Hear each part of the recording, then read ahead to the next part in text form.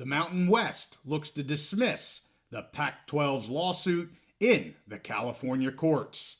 Let's break it down.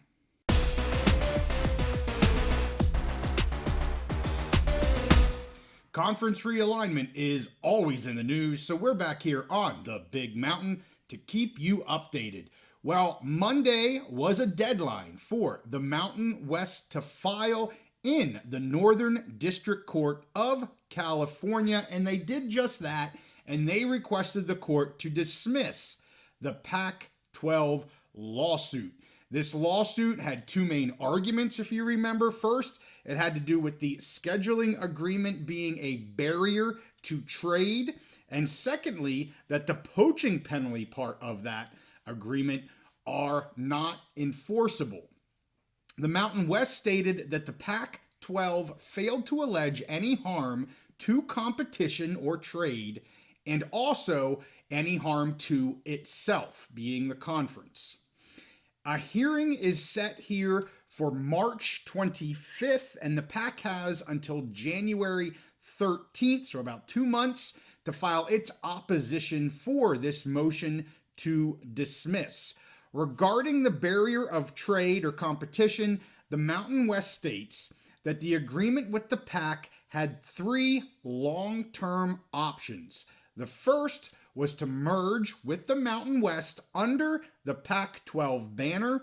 The second was to offer membership in the PAC to some of the Mountain West schools, and the third was to dissolve the PAC and then allow PAC members to join any conference they wished.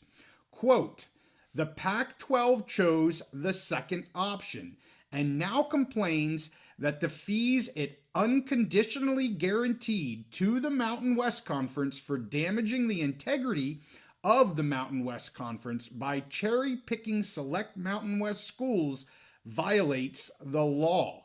Remember, Commissioner Navarez has stated a couple months ago that at no point in the contracting process did the PAC-12 contend that the agreement, that they freely entered into, violated any laws. It's also been noted that the PAC Commissioner, Teresa Gould, has represented that the PAC opposed the poaching penalties, but the Mountain West imposed these fees anyway. However, here's the thing with this. It takes two to have a contract, and no one made the PAC sign this contract. This was a take it or leave it scenario that the Mountain West put forth. The PAC-12 chose to take it. This can be a sticky wicket for fans. I know they like to use this. I see this on social media a lot as well. But lawyers are going to know to stay far away from this argument, and here's why. No PAC president or lawyer is going to want to be deposed on misrepresentation or even the specter of fraud. This is not an argument the PAC is going to make. They really can't make it. So again, I see all of these comments about we had to do this, we had no other choice. And then along with that, seeing these comments that they knew these penalties were unenforceable. That's why they entered into this. They knew they could go into litigation and argue that this was a restraint of trade. Again, as I say, if they knew that, nobody is going to be deposed and say they misrepresented the facts or even fraudulently represented the facts. So that is not an argument you want to get into here at all. And they can't. I mean, they basically would say, yeah, we misrepresented what we were telling you. That's not what they can do. No court of law is going to allow that. They obviously would side with the Mountain West if that was the case. Now, let's talk a little bit closer about competitiveness. The Mountain West motion rejects the PAC's claims about competitiveness, saying three different things. First, the PAC does not allege the existence of any defined market. Second, the PAC has not alleged that the Mountain West exerts any power over any market. And third, the PAC admits that the poaching penalty section is ancillary to a legitimate pro-competition pro-competitive purpose. The Mountain West states that the PAC has confused antitrust laws, protection of competition, with the conference trying to suppress competitors. Also, the Mountain West states the PAC has no antitrust standing. It fails to allege any harm to competition or to itself. To the contrary, the agreement benefited the PAC and competition. That seems to get lost to me sometimes when I see people arguing both sides of this. This agreement did benefit the PAC in terms of allowing them to have a schedule in the year we're in right now, this fall season. Lastly, the Mountain West correctly points out here that the scheduling agreement does not bar the PAC from recruiting the other 100 schools outside of the Mountain West for potential PAC membership.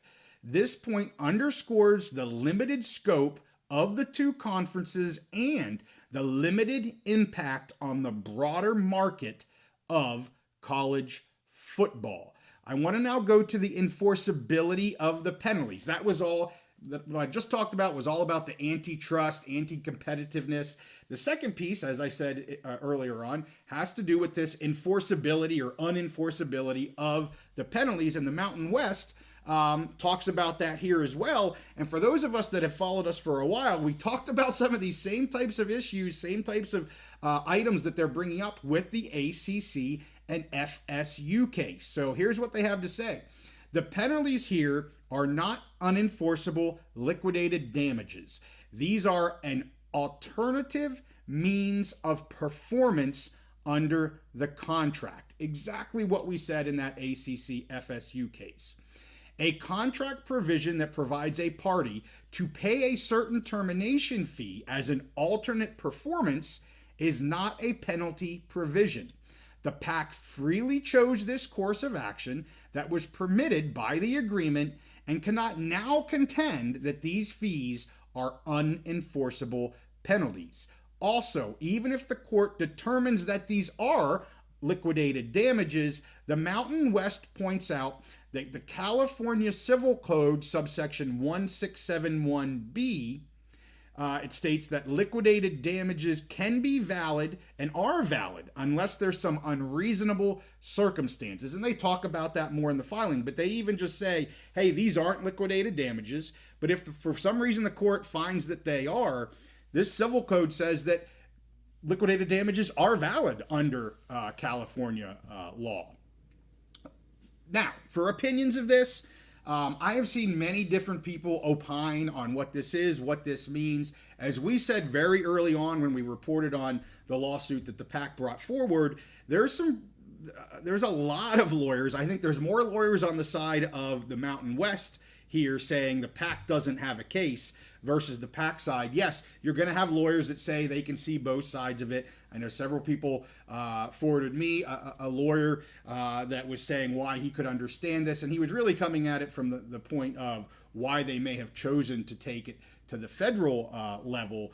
But I can also tell you there's items within the lawsuit that the PAC brought that makes this dismissal even more likely. So if this gets dismissed, there's no trial, there's no hearing, there's no depositions, there's none of that. It just gets dismissed because the facts are so great on the side of the Mountain West that it doesn't need to move any further forward. And I've heard a lot of people say that this has the potential of being dismissed. I'm not going to opine on that necessarily. I'm not a lawyer, but again, I think a lot of people are kind of on that side, and even if it isn't dismissed, still think there's a much weightier argument on the Mountain West side of things than there are on the PAC side of things. And this is really, to me, and we've talked about this before on the Mountain, this is the PAC trying to get as much money as they can because they only have so much money to go around.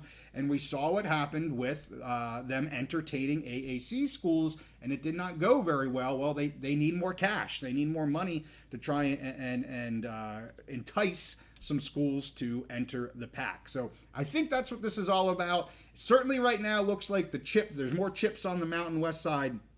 But as we know, things can shift quickly, and we will stay on it here on the Big Mountain. Stay tuned. The other thing I just want to point out, we're going to have a live episode here Wednesday evening, 8:30 Eastern, 5:30 Pacific. It's going to be a lot of fun. I will be picking all the Mountain West games. My co-host Steve will be picking all the Big Ten games. We're going to have a great time. Would love for you guys to join us. Get in your comfy chair, get a brewski, listen to us talk, and we always love to have interaction with the viewers that are on our live shows as well. We're also going to talk CFP as we are headed down the stretch to the college football playoffs. Of course, we're going to be talking about Boise, their potential chances of getting a bye in the first round. They're sitting really good right now. We'll talk about that. We'll talk about the Big Ten. We'll talk about the Big 12. Lots of stuff to talk about. We'd love to have you join us. With that, make sure you like this episode and subscribe if you like our content. We'll see you all next time on The Big Mountain.